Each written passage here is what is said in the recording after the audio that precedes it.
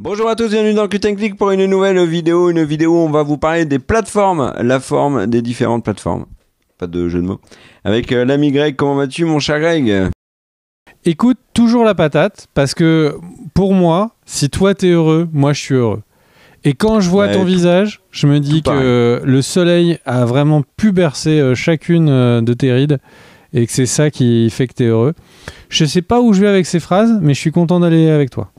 Ouais, et on va donc dans cette vidéo vous parler, faire un point donc, sur la fameuse Streaming Wars. On revient chaque année très régulièrement dessus, et dans les news aussi. On va parler donc des différentes plateformes, leur forme actuelle, les différentes décisions, la politique engagée par chacune des plateformes, où ils en sont à cet instant T au moment où vous regardez la vidéo, et ce qu'on en pense globalement. Est-ce que ça vaut le coup à nos yeux d'être abonné ou pas? Et on va donc parler de Netflix, bien évidemment, de Disney+, de Amazon Prime, de MyCanal avec Apple TV+, et Paramount+, et de Prime Video. Je crois que je l'ai pas cité, Prime Video. Donc voilà, mon cher Greg, on commence par quoi? Alors, on va pas faire un classement, hein, juste un point là, comme ça. Est-ce que tu choisis le premier? Vas-y. Eh bien, commençons par le roi, le premier, Netflix. Qu'est-ce que tu en penses?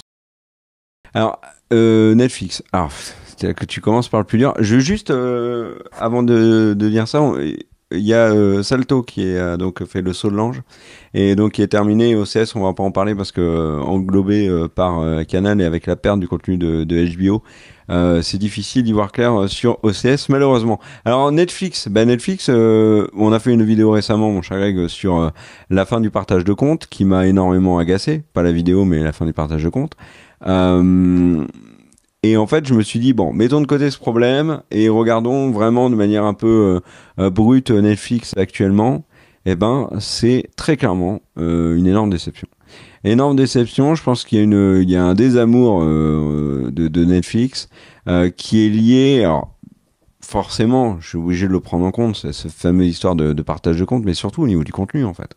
Ça faisait un moment que j'avais pas regardé de série Netflix, et là, pour préparer la vidéo, je me suis dit, tiens, mais qu'est-ce qu'il y a là comme série qui me tente, que je pourrais regarder, par exemple, juste après avoir enregistré cette vidéo.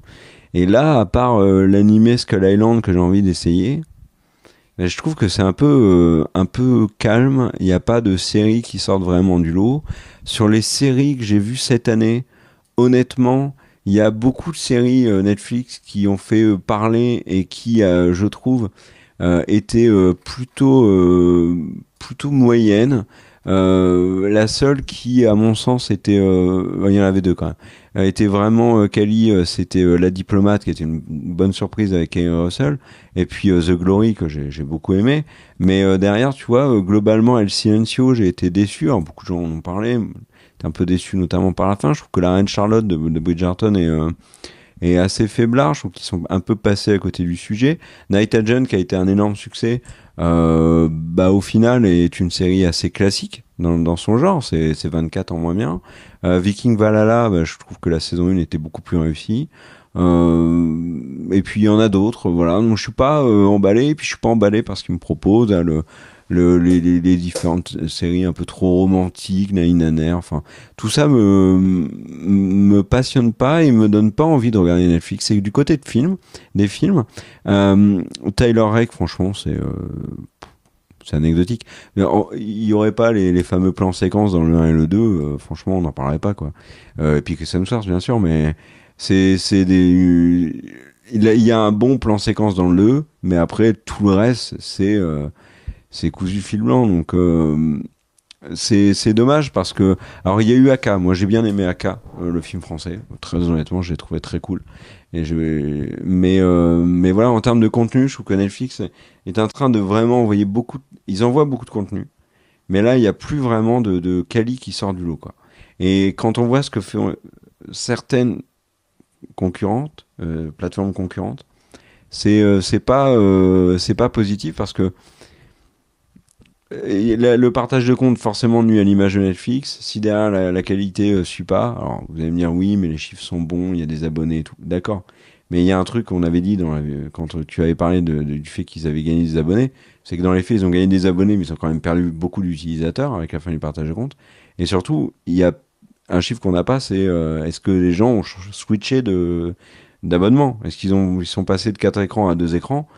Tu vois, enfin, là, honnêtement, il y a un désamour qui est suffisant pour que je sois, pour la première fois depuis que Netflix existe, avec l'envie d'arrêter. Je dois être honnête, avec vraiment l'envie d'arrêter. Et toi, mon cher Greg? Eh bien, Netflix est la plateforme que je regarde le plus, et pas pour ses nouveautés, mais pour son bas de catalogue, pour ce qu'il y a depuis longtemps. Le truc que je regarde beaucoup en ce moment avec ma femme, c'est Terrace House, la dernière saison. Il y a en permanence une petite surprise et il y a encore cet effet culturel de Netflix où on a l'impression qu'un peu tout le monde autour de nous là et que c'est un petit peu l'ancien TF1, le 20h où tout le monde regardait, là je vous parle de ma jeunesse, hein, l'ORTF quand tout était en noir et blanc, et où les gens allaient regarder un film comme ça en fin de semaine et tout le monde avait à peu près les mêmes refs, les mêmes 2 films. Et Netflix, il y a un petit peu ça. Il y a un petit peu l'impression qu'on s'échange les séries sur Netflix et que c'est un peu le truc qui fait la norme. Et ça permet de découvrir des choses que les gens nous conseillent ou au contraire de pouvoir en conseiller. Et vraiment, Netflix a gardé cette puissance. Netflix sort peut-être pas toutes les semaines, mais sort quand même très régulièrement des choses très puissantes. Je parle en termes d'audience, je parle de Dahmer, je parle de Wednesday, qui sont pas si vieux que ça. Et vraiment, c'est aussi un peu un guide d'achat là de qu'est-ce qu'on vous conseille. Je pense que à moins que vous ayez une passion spécifique, Netflix reste sans doute la première ou la première ex-aequo avec une autre plateforme dont on va parler dans quelques instants à prendre, en tout cas de mon point de vue. Il y a la possibilité d'avoir la publicité pour ceux qui ont peut-être un petit peu moins de sous ou qui veulent moins en dépenser, et ça en fait la plateforme la moins chère, je crois, si on a la publicité. Donc ça reste aussi intéressant pour ça. C'est la plateforme la plus chère avec Canal, enfin il y a Canal devant, mais si tu prends on va dire l'offre avec les 4 écrans et la 4K, quoi. Donc tu vois, il y a quand même un grand écart. Après, je suis d'accord avec toi qu'il y a un catalogue, etc. Netflix, c'est indéniable. Il y a des séries que j'aimerais revoir. Parfois, j'ai envie de me faire une sitcom sympa, j'ai envie de voir les The Office et tout. C'est sur Netflix. Bon, bah oui, forcément. Mais là, je parlais vraiment des nouveautés, de la politique actuelle de la plateforme, qui là, pour le coup, me gêne et qui, pour la première fois, fait que j'ai vraiment... Enfin, j'ai le cœur y est pas, quoi. Et en plus, au moment où vous regardez cette vidéo, The Witcher 3 et la saison 3, pardon, est certainement sortie. Et les 2 premières ont eu aucune raison de nous motiver. Alors, est-ce que la 3 va être un miracle? On verra, mais je suis pas emballé. Puis tu vois, ils ont eu le fameux To Doom, là, le truc de To Doom, avec plein d'annonces, un peu comme le font Disney, Marvel et compagnie, où ils balancent plein d'infos. J'ai rien vu de transcendant. Rien vu. Et en plus, comme tu le disais dans une vidéo news récemment, ils ont perdu Ryan Murphy, qui avait fait Dahmer, notamment. Donc... Et puisque tu parlais de catalogue, moi je viens de regarder un peu l'année 2022, je trouvais que en 2022 il y avait des trucs très très cool sur Netflix, que j'ai pas eu sur les 6 premiers mois par exemple de Netflix, en 2023. Tu vois, Afterlife j'avais adoré, il y avait Peaky Blinders qui était sorti sur Netflix, alors qui est pas une série Netflix, mais Stranger Things bien sûr, donc... 1899, Anatomie d'un scandale était pas mal, la saison de Bridgerton était pas mal, Dahmer aussi. Enfin, tu vois, il y avait des trucs, la fille qui habitait en face de la fille à la fenêtre, la femme qui habitait en fille. Ah, bon, vous m'avez compris. Était pas mal aussi. J'avais bien aimé Space Force, mais là, non, il y a pas tellement de trucs en 2023 qui pour l'instant me fait palpiter du côté de Netflix. Tu vas rajouter un truc ou on passe à une autre plateforme? Passons à une autre plateforme et parle de celle que tu veux, mon cher Car. Eh ben, j'ai envie de passer à Amazon. Parce que j'ai pas envie que la vidéo soit perçue comme une vidéo anti-Netflix, ce qui n'est pas du tout le cas. Et Amazon, c'est pire. Amazon, c'est pire parce que là où tu parlais de Bon, de catalogue, il y a un catalogue quand même du côté d'Amazon. Il y a un truc que j'ai oublié de dire sur Netflix, c'est la Fulbar, la série avec Schwarzenegger, elle est catastrophique. Vraiment. Puis là, ils l'ont renouvelé pour une saison 2. Enfin, moi, je comprends pas là. Mais quand on voit les séries qui sont annulées, bon bref. Amazon. Que dire d'Amazon? Il y a eu une très bonne surprise sur Amazon. Cœur Noir, à la saison 1, série française que j'ai vraiment appréciée, et c'est tout. Amazon, c'est vraiment devenu la plateforme que j'allume une fois de temps en temps pour vérifier s'ils ont lâché un truc et que je rééteins aussi sec pour plein de raisons. D'abord parce qu'ils lâchent pas vraiment de contenu intéressant. La deuxième, c'est que l'interface est toujours aussi catastrophique. Comme tu le disais dans une précédente vidéo sur les plateformes, on sait pas si c'est le truc qu'on a choisi de regarder. Eh ben, au dernier moment, ils vont nous dire « Ah, en fait, il faut payer, là. C'est une petite VOD, ça, en fait. On a oublié de te le dire que c'était pas longtemps l'abonnement. Désolé. » Donc ça, c'est ultra agaçant. Je trouve que l'interface va pas du tout. Donc, j'ai été dur avec Netflix, mais il faut quand même reconnaître que Netflix a quand même vachement plus d'arguments en sa faveur que Amazon Prime.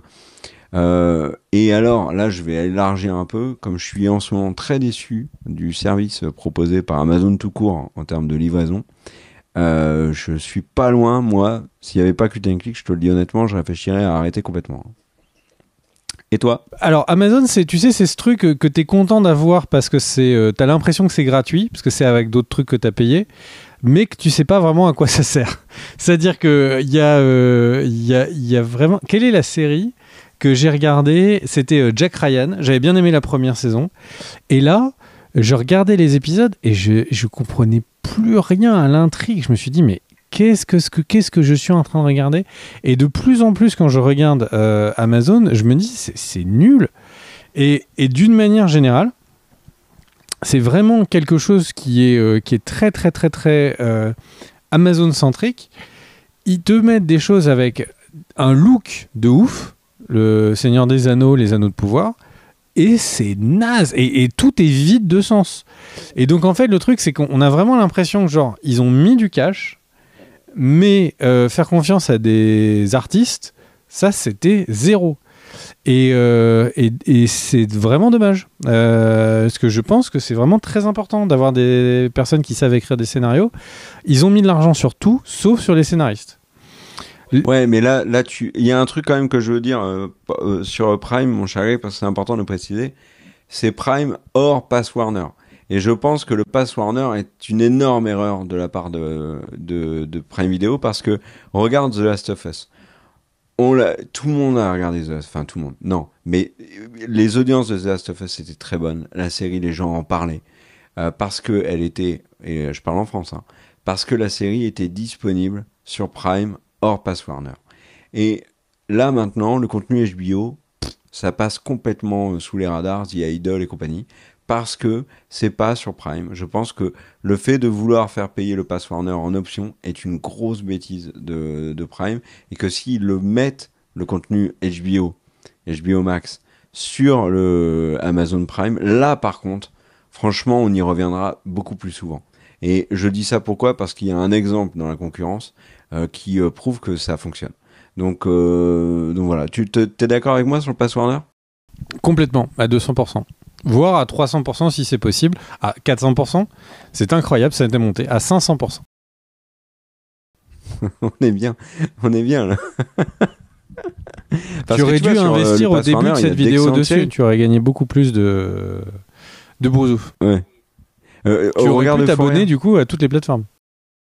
Oui. Mais Euphoria, excellent. House of the Dragon, excellent. Enfin, House of the Dragon est toujours sur OCS pour l'instant, mais il y a des trucs. Après, bon, si on élargit un peu, qu'on parle de catalogue, il y a des trucs très chouettes que j'ai vus sur Prime. À l'époque, j'avais vu The Office, mais maintenant c'est passé sur... Enfin, ça y est encore sur Prime, mais c'est aussi sur Netflix. Voilà, enfin... Il y a The Boys, bien sûr, mais est-ce que ça sauve... Là, franchement, cette année, il n'y a rien, quoi. Même des séries... Alors, j'avais regardé, tu vois, Star Trek Lower Deck, que j'aimais beaucoup, mais je trouve que la dernière saison est vraiment moins bien, donc j'ai même pas un petit kiff. Tu vois, un truc que je peux rajouter à Netflix, et que j'ai pas cité, mais un des trucs qui fait que là, aujourd'hui, Netflix, je résilie pas quand même, c'est Vinland Saga saison 2. Alors elle est terminée, donc il suffit que je termine la saison 2, puis tu vois, bon, j'arrêterai pas pour Cult & Click, et puis parce qu'il y a quand même plein de séries chouchous, on est d'accord. Mais Vinland Saga saison 2, mais c'est vachement bien. Et d'ailleurs, je vous la conseille chaudement. Elle est extrêmement étonnante par rapport à la première, qui était déjà très bonne. Mais il n'y a pas... Non, il n'y a pas. Ah, et j'ai oublié une série sur Netflix, c'était Florida Man, qui était très chouette aussi. Enfin, voilà. Moi, je veux juste dire un dernier truc sur Amazon, c'est que la raison pour laquelle je la garderais, même si j'étais pas Cult & Click ou que j'avais pas à faire les livraisons Amazon, il y a quand même Invincible qui était une très belle surprise. On sait pas quand va apparaître la deuxième saison, donc peut-être qu'il n'y a même pas d'abonnement à prendre cette année.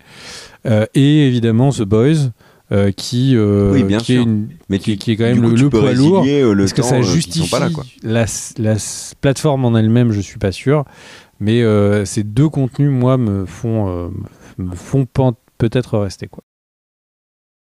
Ah, mais je suis d'accord avec toi. Puis attends, il y a des trucs qu'Amazon a fait de très bons, hein, Fleabag et compagnie. Mais ok, mais tu vois, ça c'est des séries qui vont me donner envie de m'abonner peut-être un mois ou deux ici et là. Est-ce qu'on parlerait pas de Disney? Parce que pour moi, Disney, c'est la même chose. Hein. Vas-y. On enchaîne? Bien sûr, vas-y. Bah, Disney+, c'est le même problème. Même problème que Amazon Prime. C'est en dessous pour moi de Netflix. Gros problème de catalogue. C'est-à-dire que même avec les classiques et compagnie, j'arrive pas à trouver des trucs qui me font rêver. Il y a dans les créations originales Disney, il y a pas assez de contenu. Si j'ai l'honnêteté de reconnaître que j'ai un peu la rage sur la fin du partage de compte sur Netflix, parce que j'ai partagé mon compte avec ma famille, et que ça, juste par principe, ça me dérange pas de payer, juste par principe, ça me saoule. Ils ont cassé un peu le délire de on partage. Il faut reconnaître que sur Disney+, il y a eu un truc aussi qu'ils ont fait que j'ai pas du tout aimé, c'est virer du contenu original, même si c'était du contenu original que je ne regardais pas. J'ai le droit d'être incohérent si j'ai envie. Par contre, Willow, j'avais plutôt bien aimé la première saison. La série a été annulée, c'est pas vraiment une grande surprise. Le fait qu'ils effacent littéralement Willow, qu'ils l'enlèvent, là par contre, pour moi, c'est pas possible. C'est pas possible, même si je comprends et que c'est leur production, ils font ce qu'ils veulent. Mais c'est pas possible. Et à côté de ça, tu vois, il n'y a pas de série sur Disney+ qui me... Secret Invasion, bon, on en parle, on a vu le premier épisode, au moment où on enregistre sa vidéo, il y a eu le premier épisode, bah c'est très décevant.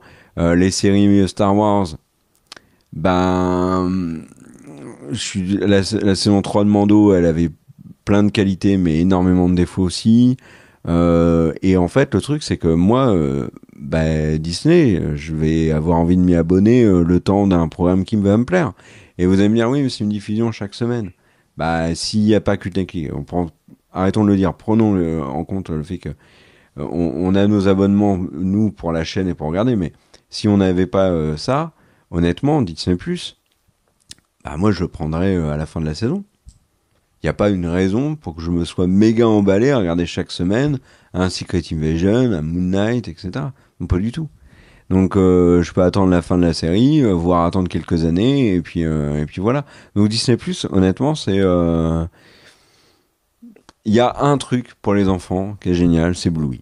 Ça ouais. Mais c'est tout, quoi. Et toi, mon cher Greg? Disney+, c'est pas facile, parce que Disney+, faut pas oublier que pour les enfants, c'est quand même mortel.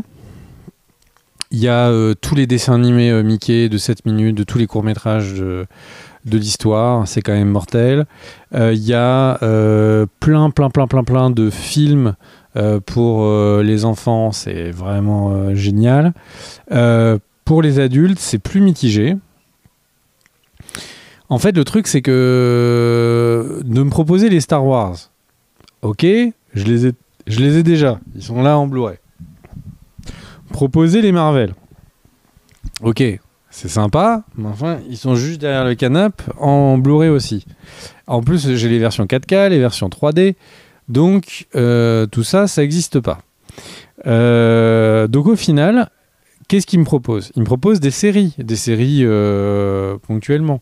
Et ces séries, en fait, bon là, mauvais exemple sur Secret Wars, c'est vraiment cata, mais par contre, Mando, Andor, Clone Wars, c'est des séries qui sont ouf. J'ai pas fini Clone Wars, c'est pour ça que je suis à quelques épisodes d'avoir fini là, et je vais enchaîner avec Rebelle. En fait, Bad Batch, c'est très cool. Disney, oui, mais je vais regarder Rebelle avant, puisqu'il y a Ahsoka qu'il faut préparer. Et le truc, c'est que c'est vraiment des séries qui sont... C'est la notion même de catalogue, c'est-à-dire que j'ai pas fini ce catalogue par rapport à ce que je regardais sur les licences, par exemple Star Wars. J'ai pas encore commencé les Visions, les Star Wars Visions, etc. Donc tout ça me laisse à penser que je vais garder que je garderai dans tous les cas l'abonnement. Mais c'est vraiment, Disney était censé arriver en mode je suis le mastodonte, j'ai tout. Et en vrai, c'est plus pour les fans d'eux. Pour les fans de Marvel, pour les fans de Disney, pour les fans de Disney Channel, l'époque, j'ai cru comprendre qu'il y avait plein de revival sur ça. Il y a eu un High School Musical, je sais pas si c'est une série ou un film. Enfin bref, il y a pour les gens qui sont fans de l'esprit Disney Channel, il y a plein de choses à picorer. Et encore une fois, pour les enfants, c'est peut-être la meilleure plateforme. Donc ça reste. Oui, pour les enfants, je suis d'accord. Ça reste très contextuel, quoi. Si vous êtes célib et que vous aimez pas du tout les enfants, si vous aimez pas du tout les trucs Star Wars, Marvel, j'ai envie de dire, il y a aucune raison de le prendre. Et c'est vraiment là où Disney était censé être le mastodonte que tout le monde prend. C'est c'est devenu très contextuel, quoi. Voilà. Après, ils sont à la recherche de l'argent des familles, et les familles, c'est souvent beaucoup d'argent. Donc faut voir. Mais c'est un public qui est une niche dans le public que va chercher Netflix. Donc par essence, Disney est voué à rester plus petit. Et avec les problèmes d'argent qu'ils ont, j'ai l'impression que les contenus risquent d'être compliqués. Après, on l'a dit, il y a un très gros partenariat avec un des plus gros showrunners américains qui a fait beaucoup de succès de Netflix, qui va arriver sur la plateforme. J'espère que c'est preuve de renouveau sur Disney dans les 3 prochaines années. Tu veux passer par quelle plateforme maintenant ? On va s'attaquer à Canal et donc MyCanal. Alors MyCanal. Canal, on est même en tant qu'entité, c'est pas quelque chose que j'aime pour de très nombreuses raisons. Il y a plus l'esprit Canal, il y a plus les Guignols, il y a plus tout ce qui faisait mon enfance, etc. Il y a plein de choses qui me dérangent. Par contre, indéniablement, MyCanal pour moi c'est la meilleure plateforme. C'est là aujourd'hui, c'est celle que je regarde le plus. C'est celle où il y a le plus de qualité. Il n'y a pas une tonne de contenu, mais t'es pas obligé de fouiller pendant 36 heures pour trouver vraiment des trucs quali. Et ça, que ce soit dans les productions Canal et les récentes, par exemple, j'ai trouvé que la série BRI était très réussie. Si tu vas regarder dans les séries un peu plus loin, t'as Hippocrate, oui c'est ça, qui est solide. T'as Django récemment qui était bien. Donc tu vois, il y a du contenu Canal. Il y a aussi la série avec Emily Blunt, dont j'ai oublié le nom, je suis désolé, qui est pas une série Canal, mais que Canal a récupéré. Là, ils viennent de récupérer Gangs of London, qui est aussi une bonne série. À côté de ça, sur MyCanal, forcément, t'as les films récents. Donc ça, c'est un gros plus. Tu vois, là, actuellement, là, je l'ai devant moi, il y a Avatar. Donc, et puis, le coup de génie de Canal, il faut, je suis obligé de le reconnaître, quoi. C'est l'accord avec Apple TV. Parce qu'en fait, on parle de MyCanal, mais MyCanal, alors déjà, serait une bonne plateforme, mais pour moi, c'est la meilleure et c'est incontestable parce que Apple TV. Et parce que Apple TV est de plus en plus, et ça c'est dingue, en train de prouver que c'est la plateforme qui fait de la qualité. Et elle est vraiment en train, tu vois, de jouer des coudes, mais plus que de jouer des coudes avec HBO. Et moi, j'enchaîne des séries d'Apple que j'adore. Ted Lasso, énorme coup de cœur. J'en ai déjà parlé, mais énorme coup de cœur. Il y en a d'autres, là, tu vois, je regarde Servant de Shyamalan, c'est très cool. J'ai fini ici, c'est très cool. Et le fait que ce soit dispo, là, comme ça, sur Canal, c'est un gros plus, vraiment un gros plus. Donc, c'est la plateforme sur laquelle j'aime le plus naviguer et passer du temps en ce moment.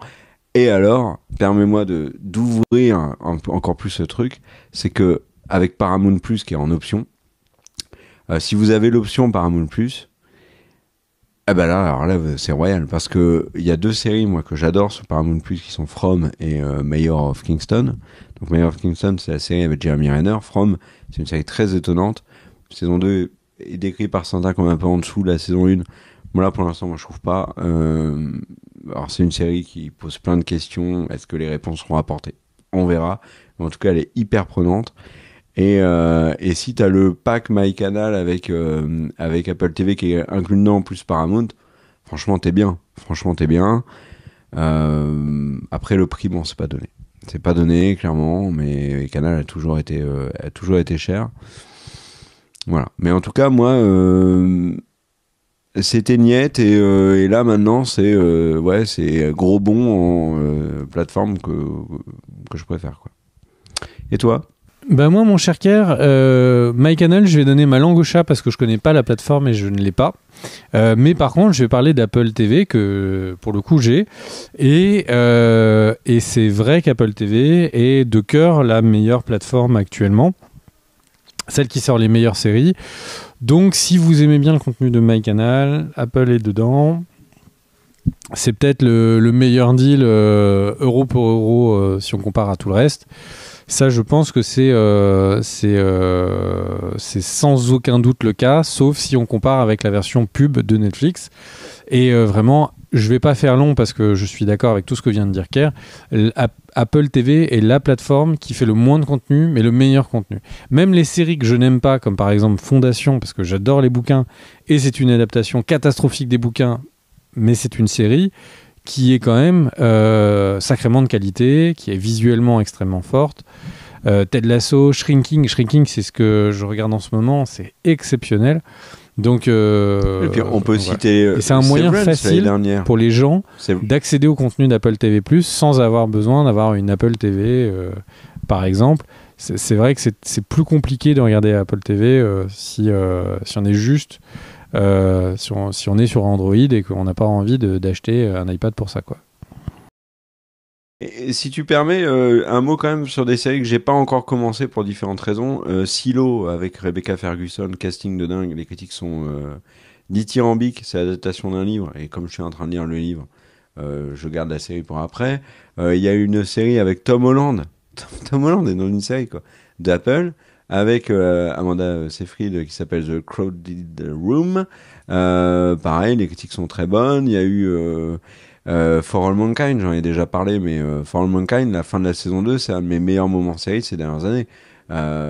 Et j'écoute encore très très régulièrement la musique. Severance, très bien. Platonic, série avec Rose Byrne et Seth Rogen,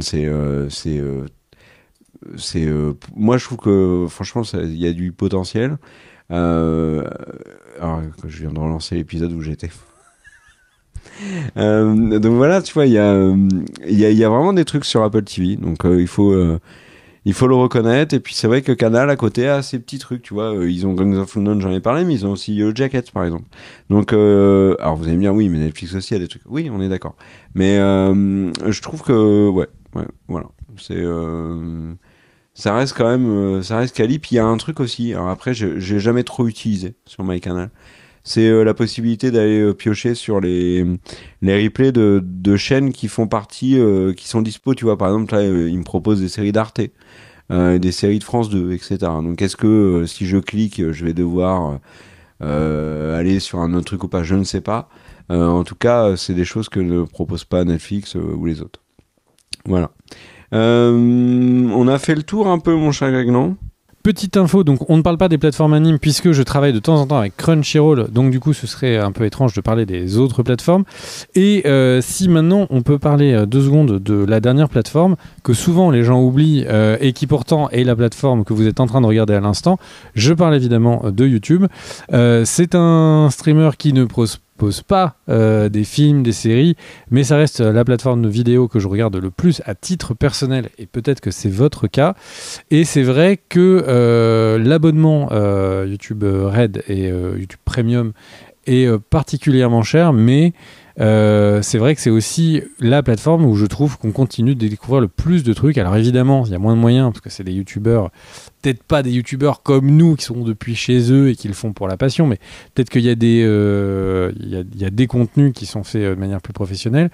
Mais c'est vrai que YouTube reste la plateforme que je regarde le plus, et la web-série que j'attends le plus de chez le plus en ce moment, c'est sur YouTube, et c'est la web-série de French Faker qui s'appelle Donjons et Macron. On est à l'épisode 2, il y a eu épisode 0, épisode 1, épisode 2. Donjons et Macron est un petit bijou pour ceux qui regardaient, qui écoutaient le Donjon de Naël Buck. J'ai l'impression d'être au début d'à peu près la même chose. C'est complètement énorme. Et voilà, donc il ne faut pas oublier aussi que YouTube nous ramène du contenu, et si vous n'êtes pas en mode premium, de manière gratuite. Voilà, je te laisse le mot de la fin, mon cher Kerr, et je te conseille, comme je conseille à tout le monde, de regarder Donjons et Macron, qui est peut-être la web-série de l'été. Eh ben, merci à tous d'avoir regardé cette vidéo. Merci aux tipeurs pour votre soutien. N'hésitez pas à nous dire ce que vous pensez actuellement des séries, des plateformes, pardon, celles que vous gardez, celles que vous n'avez plus, celles que vous prenez de manière épisodique comme ça de temps en temps. Voilà, les amis, on vous souhaite à tous et à toutes une bonne fin de journée. Ciao.